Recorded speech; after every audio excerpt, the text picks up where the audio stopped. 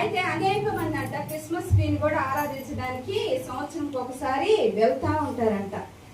ఈ క్రిస్మస్ చెట్టును అలంకరించే ఆచారము 10వ శతాబ్దంలో మధ్య జర్మనీలో ప్రారంభమైంది. ఇప్పుడు కూడా ప్రతి సంవత్సరం ఒకసారి ఆ చెట్టును బంగారముతో వెండితో చక్కగా అలంకరించి ఆ చెట్టు అంట 91 అడుగుల ఎత్తు. మన చెట్టు ఎంత ఉంది?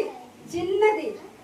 చిన్న ట్రీలు, అందంగా ఉండడానికి చిన్న ట్రీలు, పెద్ద ట్రీలు అనేకమైన మనం పెట్టుకుంటాం. కానీ వాళ్ళంట జర్మనీ వాళ్ళు ఏం చేస్తారంటే 91 అడుగుల ఎత్తు కలిగిన ట్రీ తయారు చేసుకొని 120 చదురపు గజాలలో దాన్ని నిర్మించి దాన్ని ఆరాధిస్తారంట.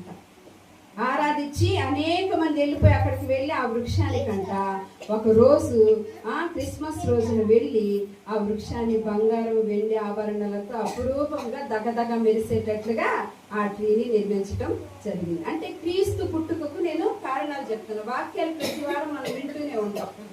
అయితే ఇక్కడ తర్వాత ఈ బెత్లెహేములో దేవుడు మరి పుట్టడం జరిగింది. ప్రపంచ ఖండంలో ఆసియా పెద్దదని చెప్పాను కదా. ఇందులో అనేకమైన పెద్ద చిన్న దేశాలు కూడా 76 ఉన్నాయి. కానీ దేవుడు పుట్టడానికి చిన్న కుగ్రామమైన ఆ బెత్లెహేమును ఎన్నుకోవటం జరిగింది. అయితే దానిలో భాగముగా ఇంతకుముందు మనం స్టార్ గురించి అన్ని కూడా ఈ మాసంలో చెప్పుకుంటానే ఉంటాము. అంత గొల్లల గురించి కూడా మనము చెప్పుకోవడం జరిగింది. అయితే ఒక్క ఆయన గురించి మనము ఈ రోజు చెప్పుకుంటాం. ఎవరు? క్రిస్మస్ తాత.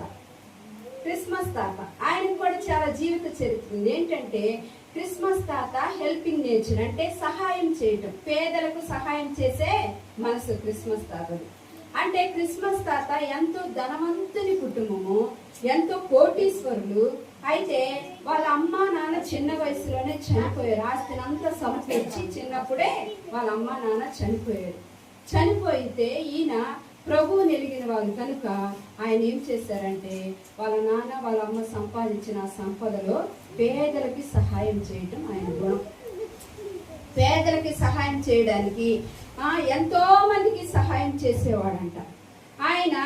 ఆయన స్థితి ఏంటంటే ప్రతి క్రిస్మస్ వేడుకల్లో క్రిస్మస్ తాత లేకుండా ఎవరు వేడుకలు చేయటం లేదు.